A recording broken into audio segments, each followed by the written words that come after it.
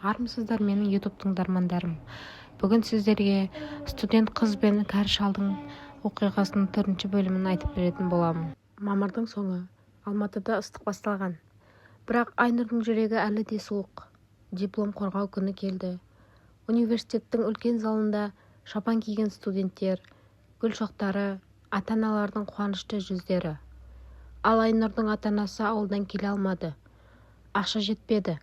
Ол жалғыз тұрды, дипломын қолына алып күлімсіреді. Бірақ күлкісі жасанды, іштей бір нәрсе сынғандай. Бітті, енді бәрі бітті деп ойлайды.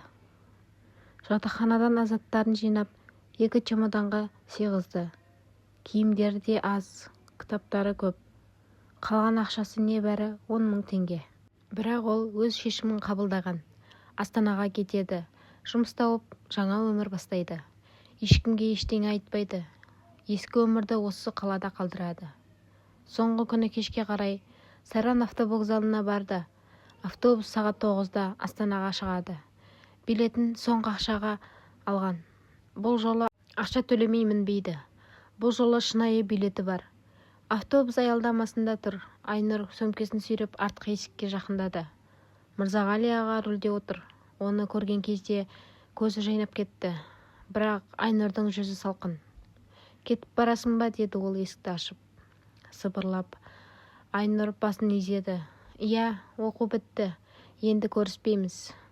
Мырзағали аға бір сәт үнсіз қалды. Қолын созып, Айнұрдың иығына тигізбек болды. Бірақ қыз шегініп кетті. «Қызым, сен үшін бәрі жақсы болады. Мен саған ризамын», деді ол даусын дірілдеп. «Егер бірдеңе керек болса...» «Керек емес», деді кесіп айтты. Айнұр, бәрі бітті, рахмет, жол ақысы үшін. Ол сөзді әдейі айтты, соңғы рет еске алу. Мырзағали ағаның жүзі қарайып кетті. Ол ештеңе демеді, тек басын изеді. Айнұр автобусқа мінді, билетін көрсетіп, ортаңғы қатарға отырды. Терезеге қарады, автобус қозғалды. Алматының шамдары артта қалып барады. Ол көз жасын ұстады, бірақ бұл жол қуаныштан емес, жеңілдікпен араласқан ұяттан. Жол бойы ұйықтады. Түсінде ескі автобус, Мырзағали ағаның қолы суық, аялдамалар көрді. Сол сәтте Айнұр оянып кетіп, бітті деп өзін алдады. Астанаға таңертең жетті. Қала үлкен, адам көп. Ешкім оны танымас. Ол вокзалдан шығып, бірінші жұмысқа өтініш берді. Кеңседе хатшы болу. Бір аптадан соң қабылданды. Жатақхана емес, жалдамалы бөлме тапты. Өмірі жаңарды. Бірнеше ай өтті. Айнұр жұмыста танысқан қыздармен дос болды. Кешке кафеге барады, демалыс күні кино көреді. Өткенді ойламауға тырысты. Бірақ кейде түнде жалғыз қалғанда ескі сезім қайта оралатын. Бірақ ол оны басып тастады. Бір күні жұмыстан шығып, көшеде жүріп бара жатқанда бір жігітпен соқтығысып қалады. Ол жігіт Нұрлан. Жас, сымбатты костюм киген, күлімсіреп тұр. «Кешіріңіз», деді ол, «мен қарамай кеттім». Айнұр күліп жіберді. Бірінші рет шынайы. Ештеңе етпейді, сөйлесіп қалды. Нұрлан IT компаниясында жұмыс істейді.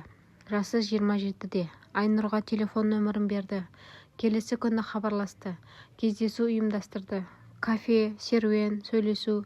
Айнұр біртіндеп ашыла бастады. Нұрлан оған ұнады. Ол қарапайым, ашық, қамқор. Бірнеше айдан соң Нұрлан айтты. «Айнұр, мен сені жақсы көремін. Саған үйленгім келеді». Айнұрдың жүрегі тоқтап қалды. Бірақ ол бас изеді. «Иә, мен де». Олар құда түсуге дайындалды. Нұрланның отбасы Алматыда тұрады. Әкесі зейнеткер, бұрын шофер болған. Айнұр ештеңе сұрамады. Ол өткенді ойлағысы келмеді. Құда түсу күні де келді. Нұрланның үйіне барды. Дастархан жайылған, қонақтар көп. Айнұр әдемі көйлек киген, шашын жасатқан, барлығы қуанышты. Есік ашылды, Нұрланның әкесі кірді. Айнұрдың көзі үлкейді. Тынысы тоқтады. Қарсы алдында тұрған адам Мырзағали аға. Сақалы ағарған, бірақ сол көздер, сол жүз. Ол да Айнұрды таныды. Бір сәтте екеуінің арасында ғана үнсіздік. Мырзағали аға күлімсірейді. Бірақ күлкісі ауыр. Қош келдіңіз, келін, деді ол даусы аздап дірілдеп. Айнұрдың қолы суық тер болды. Ол сөйлей алмады, тек басын изеді. Іштей ғана ойлайды, жоқ, бұл мүмкін емес. Бірақ бұл мүмкін еді. Өмірдің ең қатыгез әзілі осылай басталды. Келесі бөлімді көргілеріңіз келсе, комментарий жазып, лайк басып тіркеліп алыңыздар.